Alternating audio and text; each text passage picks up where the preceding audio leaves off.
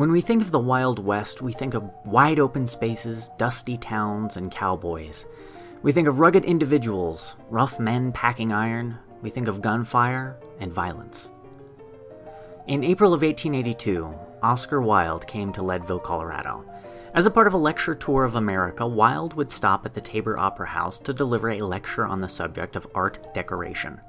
Just so you know, this was 1882, and though the country was on the cusp of the 20th century, the western United States was still seen as a rustic and wild place.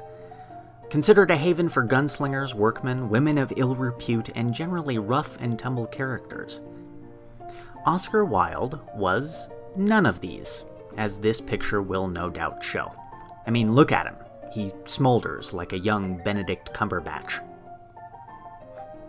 He was, in fact, a dilettante celebrity who was considered quite a wit among the artist class in England.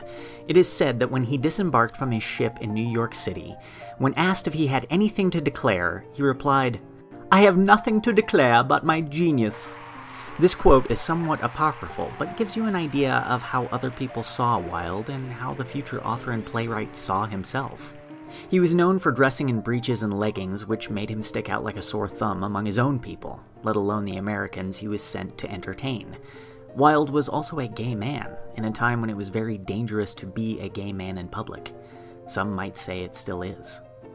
So it is strange to think of a flamboyant character like Oscar Wilde, who wasn't yet famous for writing The Picture of Dorian Gray or The Importance of Being Earnest, giving a lecture to a group of gamblers, miners, and cowboys concerning art decoration.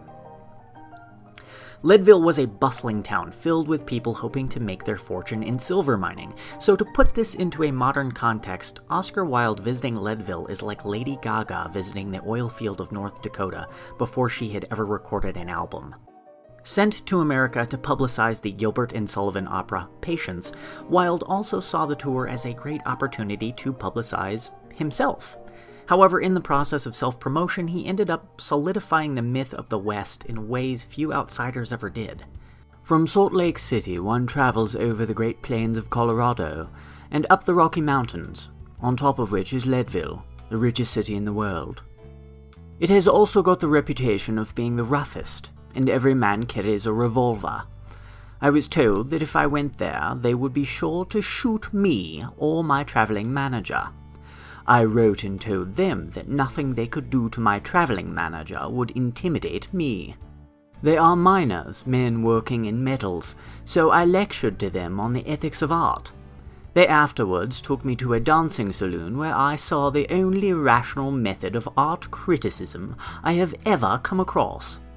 Over the piano was a printed notice. "Please do not shoot the pianist. He is doing his best." The mortality among pianists in that place is marvelous. Then they asked me to supper, and having accepted, I had to descend a mine in a rickety bucket, in which it was impossible to be graceful.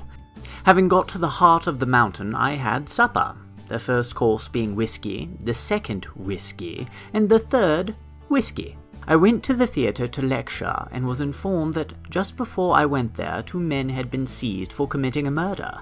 And in that theatre they had been brought onto the stage at 8 o'clock in the evening, and then and there tried and executed before a crowded audience.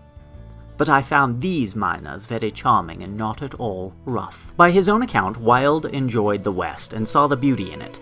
And the people of Leadville seemed to enjoy Oscar Wilde, and perhaps it was that perfect time in history, when Wilde, a flamboyant character whose recognition was still in its infancy, collided with a country which was still young itself.